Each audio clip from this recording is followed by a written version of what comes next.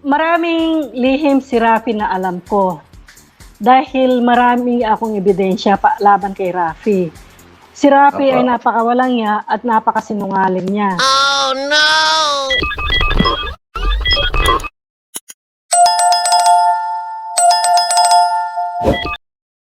Tunghayan natin ang ibang anggulo naman sa issue ng di umano na pang-extort raw ng first wife ni Rafi Tulfo na si Julie or Julieta Licop. At syempre, balikan natin ang timeline ng buhay pag-ibig ni Idol Rafi. October 25, 1982, noong ikinasal si Rafael o Rafi Tulfo at si Julieta Licop. At pagkaraan ng 5 buwang pagbubuntis ay nagtago na si Rafi Tulfo at hindi na muling nagpakita pa kay Julieta hanggang sa isilang ang kanilang anak noong March 6, 1984 at pinangalan ng Grandy Tulfo. Kasabay ng pagtatago ni Rafi Tulfo ay ang paglipad niya papuntang Amerika noong March 30, 1985 at doon ay nakapag-asawa sa isang nagngangalang Celedonia Amos sa Washoe County, Nevada. Naghirap ang buhay ni Julieta Licop sa pagkawala ni Rafi Tulfo at mag-isa na nga niyang itinaguyod ang kanilang anak. At pagkatapos ng 9 na taon na umaasa pa rin si Julietang bumalik si Rafi, ay tuluyan na ring bumitaw at nakipagkasundo ng kasal sa isang foreigner na si Joseph Pearson noong October 5, 1992. At syempre matapos niyang ipa-invalido ang kasal nila ni Rafi Tulfo sa bisa ng presumptive death of husband. Samantala si Rafi Tulfo naman ay bumalik sa Pilipinas at nagpakasal naman kay Jocelyn Puwa noong June 24, 1993 at January 20, 1995. Bali 2 beses kasing ikinasal kay Jocelyn Puwa. Naghain naman ng kasong bigami o pagpapakasal sa mahigit 1 tao si Julieta Licop laban kay Rafi Tulfo. Dahil kung susumahin ang kasal ni Rafi ay 3 beses. Isa kay Julieta, isa kay Celedonia at 2 beses kay Jocelyn. Madako naman tayo sa mga anak ni Rafi Tulfo. Si Grandy Tulfo na anak niya kay Julieta, Maricel at Ralph Tulfo na anak naman niya kay Jocelyn Puwa. At ang panghuli si Ishi Tulfo na anak ni Rafi sa loob ng kasal nila ni Jocelyn Puwa. Si Ishi Tulfo ay anak ni Rafi kay Ana Lizelle Tolentino Tarakatak na ipinanganak noong May 8, 2008. Sa usaping 100 million o pang-extort naman di umano ni Julieta Licop ay pakinggan natin ang pahayag mismo ni Julie Licop. Nanay ko, nung tumawag ako sa kanya, sinabi niya sa akin nakita niya si Rafi sa TV. Sabi ko sa nanay ko, aba, buhay pa lang, walang niya. Sabi ko sa nanay ko, yan sinabi ko sa kanya. Sabi ko, kailan nyo nakita? Sabi ko sa nanay ko, siya yung, ano ba yun? Parang wanted sa, hindi, nasa Wanted China sa Force radyo. yun eh. Wanted sa radyo. Parang hindi yun. Sa Channel 4 siya. So anyway, isa sa programang yun na parang sa US pareho yung title nun. So anyway, sinabi ko sa anak ko, dahil tatay niya yun, may karapatan siyang malaman, di ba? So sabi ko, anak, sabi ni Lola, nakita niya ang tatay mo sa TV. Buhay pala siya. So at that time, kami ng anak ko, bago pa kami sa US, talagang nahihirapan kami, teenager na yung bata. Mahirap may trabaho pa tapos yung anak mo parang talaga nawawala na yung panahon mo sa anak mo pagtrabaho dahil ako gusto ko magtrabaho para makaipon ng pera, tumutulong dito. So alam mo naman yung mga pamilya importante sa atin. So anyway, ang hiningi ng anak ko ay makilala ang kanyang ama. So sinabi ko kay Joe, wala siyang problema doon. encourage niya na gawin namin yon para siguro bumait or mag-ano ang anak namin, yung maging, hindi na siya magiging ganon siya yung parang mahirap siyang kausapin ganon, or as a teenager. Iba yung Parang ng mga parang bata may kulang US. sa buhay niya, parang ganon. Yung Parang ganon, exactly. So, dinala ko sa Pilipinas. Hindi pa kami komportable yung buhay namin noon. Pareho kami nagtatrabaho ng asawa ko. Pero nangutang kami para dalhin ko dito yung anak niya, ang anak ni Rafi.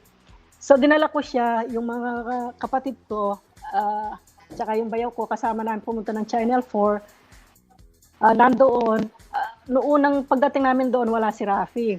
Yung guard, siguro nakita niya kahag ni Rafi yung anak ko. Sinabi niya sa amin dumating si Rafi. Tinawag ko siya, dinaanan niya ako. Hindi niya ako nakita kasi nakatalikod ako. Nung tawagin ko yung pangalan niya, Rafael yung tawag ko sa kanya, Rafael. Lumingon, lumapit sa akin. Sabi ko gusto siyang makilala ng anak niya. Ngumiti siya. Sabi niya sa akin, there's no doubt, sabi niya, na anak ko siya dahil magkamukha kami, sabi niya. So niyayaya niya kami sa kantin sa loob ng Channel 4. Mayroon siyang news noon. Pagkatapos ng news, lumabas siya at pinuntahan kami. Nag-usap kami. Kaharap ko silang dalawa ng anak ko. Alam mo ba, iisa mukha nila, pati mata. Sabi ko sa sarili ko, carbon copy niya. In person, carbon copy niya yung bata. So anyway, every 2 years, so nag-spend siya ng time sa tatay niya. 2 weeks kami rito. Every 2 years, umuwi kami rito, nag-spend time siya sa tatay niya. Hindi namin pinag-uusapan pagbalik niya namin ng US. Hindi ako nagtatanong kung ano na yung pag-aano niya sa tatay niya. Hindi naman siya nagkukwento. Kasi nga, ayaw namin pinag-uusap. Ako, ayaw ko naririnig ang tatay niya.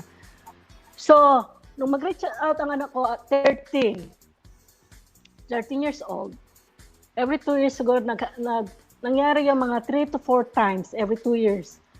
So, ang anak ko, 13, let's say, nangyari yun ng additional 8 years. So, ang anak ko, he'll be 22. Nasa college siya. Anong ko, sobrang laki hinihingi niya kay Rafi Tulfo, kaya sabi niya na may mera lang daw po kayo. Pakisagot niya nga po ng konti yun. Yung sinasabi ko 100 million, no? Ano po ba istorya nun? Okay. Ang istorya niya na ganito. Previously, pinadalan ko si Rafi Tulfo ng 2 letter para hindi na kami umabot ng court. Gusto kong makipag-ayos para ma-solve namin ang unfinished marriage namin. Dahil it's been so many years, pero wala pa ring annulment. Kaya we still kasal kami ng asawa ko dahil si Rafi hindi pa siya nagre-reappearance. Once si Rafi nagre-appearance, ang kasal namin magiging active ulit. Ang kasal ko kay Amerikano mawawalang visa. Yan ang ng presumptive death. Yan ang ng presumptive death. Dahil si Rafi ay buhay. So, in-ignore niya yung 2 sulat ko. So, naghanap ako ng abogado. In-explain ko kay attorney kung ano na yung nagawa kong na si Rafi. Binibigyan niya ako ng 5 million. Yun yung pagkatapos ng kasal pala pinuntahan ko. Rafi, kailan ka nagpakasal? Sabi niya, ay saan ka nagpakasal? Sabi na sa US. Dinivorce mo ako? Sabi niya, oo, dinivorce kita. Nasaan ang papel? Hindi ko bibigay sa iyo kasi binayaran ko ang abogado, hindi ko alam kung anong nangyari sa divorce paper. Tapos, sa Annabelle Restaurant yun binigyan kami ng room, privacy para walang makarinig kung ano-ano. Kasama ko yung kapatid kong lalaki at kapatid kong babae. Pagkatapos noon, ang sabi niya sa akin, ang sabi ko sa kanya, Rafi, sabi kong ganun sa kanya, may dala akong mga papieles dito, ipapakita ko sa'yo na kasal ka pala kay Jocelyn. At that time, nakakuha na ako ng marriage certificate para kasal nila ni Rafi. Ngayon, sabi niya, wala siyang pakialam, ayaw niyang makita. Pagkatapos sabi ko, alam mo ba, sabi ko, that you still married to me? Sabi ko, according to Philippine law. Sabi niya, wala daw siyang pakialam. Sabi niya sa akin. Sabi ko, kailangan natin ma-resolve ang ating marriage. Sabi kong ganun sa kanya. Tapos sabi niya ganun sa akin, I will give you, sabi niya sa akin, 5 million pesos and yung half salary every month for the next 5 years. Sabi ko, Opo. 5 million. Sabi ko, akala mo, tama na yung 5 million. Sabi ko, ganun sa kanya. Tapos sabi niya sa akin, yun lang ang may bibigay ko sa iyo. You take it, sabi niya sa akin. Sabi ko, nag-iisip ako. Ayaw ko ng gulo. Pero sabi niya, mayroon kang pipirmahan papeles. Sabi ko, Opo. anong papeles? That I have to give up my rights and yung anak namin sa kanya. So, pagkarinig ko ron, sabi ko, sino kaya ang sirang ulong parent? Sabi ko, na igigib up ang karapatan ng bata sa iyo. Dahil ang anak ko, sabi ko, is legitimate child. Hindi ko kailanman igigib up ang karapatan ng anak ko sa iyo, sabi ko. Dahil siya ang may karapatan as a legitimate child. Opo. So, tinangkihan ko yung alok niya, totoo to. Umuwi ako rito, for the next 2 nights, tumawag sa akin. Ang sabi niya sa akin, Julie, tanggapin mo na yung alok ko. Kasi, yun lang ibibigay ko sa iyo. Sabi ko, ayaw ko. Sabi niya, magpa-file ako ng bigamy. Sabi niya, Julie, walang maniniwala sa iyo. Kaya kung ako sa iyo, tatanggapin mo ang alok ko. Sabi ko, hindi ba bale, sabi ko, I'll take my chances. Sabi niya, eto ang sasabihin ko, sabi niya, kilala ako ng mga tao, hindi ka kilala. Kung walang maniniwala sa iyo pag nag-file ka. Yun lang. Tapos binabaan ko siya, hindi ko man tinignan kung natapos niya yung sinasabi niya. Anyway, naghanap ako ng abogado. Sa totoo lang, alam mo kung ilang abogado ang pinuntahan ko bago ang attorney ko ngayon na siya lang ang matapang para luwabang kay Rapi Tulfo. Marami ako pinuntahan. Apo. Sino po ba yung abogado net matapang talaga yan? Matapang siya. Sa totoo lang. Apo, matapang talaga yan eh. Ngayon, sinabi ko sa kanya, nasa demand letter yun, yung 5 million na yun. Kung binasa ni Rapi ang kabuuan ng demand letter nakalagay doon, sa ginawa niya sa amin na psychological, emotional humiliation, ay yun ang presyong nilagay ng abogado ko. He was hoping, nilagay yung ganong kalaking alaga para makipagkita si Rapi, humarap sa amin. Nakamali kami kasi nga matigas ang ulo. Ayaw niya. So, nung ma-file ko yung bigamy, di ba, pinahiya niya ako national TV. Dinuro-duro pa niya yung picture naming mag-asawa na yan ang asawa niya, kasal siya sa foreigner. Di ba? Sinabi ang pangalan ng asawa ko, ang address namin. Ngayon, sinabi niya na binablockmail ko siya. Pero ang binigay ko kay Renda ang demand letter, nandoon, nakasaad doon kung ano ang demand namin. Ang pera, yun lang ang tinuro niya, yung pera, yung sa dulo. Pero yung kabuuan ng 2 pages, hindi niya binasa. Kaya mayroong pera na 100 million na nakalagay doon. Ano ang ginawa niya sa anak namin? Mas masasya ka kung anong ginawa niya sa anak namin habang nag-i-spend siya ng panahon sa kanya. Hindi ko nalaman ang lahat ng ito until it's too late na kasi malaki na yung anak ko. Pero habang yung anak ko, teenager siya, nag-spend time sa tatay niya, alam mo ang ginagawa ni Rafi?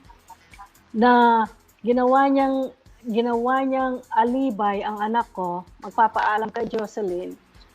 Pagkatapos, mayroon siyang babae na isasama, bibigyan niya ng generous na pang-shopping ang anak ko para siya raw ay hindi maabala sa mga babae niya or sa babae niya na dala.